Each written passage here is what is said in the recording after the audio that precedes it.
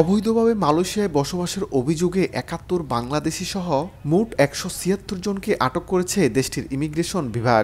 বুধবার স্থানীয়দের অভিযোগের ভিত্তিতে রাজধানী কুয়ালালামপুরের বুকিত বিন্তাংয়ের জালান আলোর এলাকায় অভিযান চালানো হয়। এ সময় মালয়েশিয়ায় বসবাসের জন্য প্রয়োজনীয় কাগজপত্র না থাকায় তাদের আটক করে কুয়ালালামপুর ইমিগ্রেশন বিভাগ।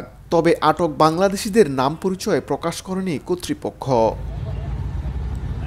আটককৃতদের মধ্যে ৭১ বাংলাদেশি ছাড়াও মিয়ানমারের ৬০, ইন্দোনেশিয়ার ২৪, নেপালের ১৬, পাকিস্তানের ৩ জন এবং মিশর ও সুদানের ১ জন করে নাগরিক রয়েছে। আটককৃতদের তথ্য সংগ্রহ এবং পরবর্তী ব্যবস্থা গ্রহণের জন্য কুয়ালালামপুর ইমিগ্রেশন সদর দপ্তরে নিয়ে যাওয়া হয়েছে। কিছুদিন পরপর ইমিগ্রেশন পুলিশের এমন অভিযানে আতঙ্কে প্রবাসীরা। মোহাম্মদ আব্দুল কাদের, সময় সংবাদ, কুয়ালালামপুর, মালয়েশিয়া।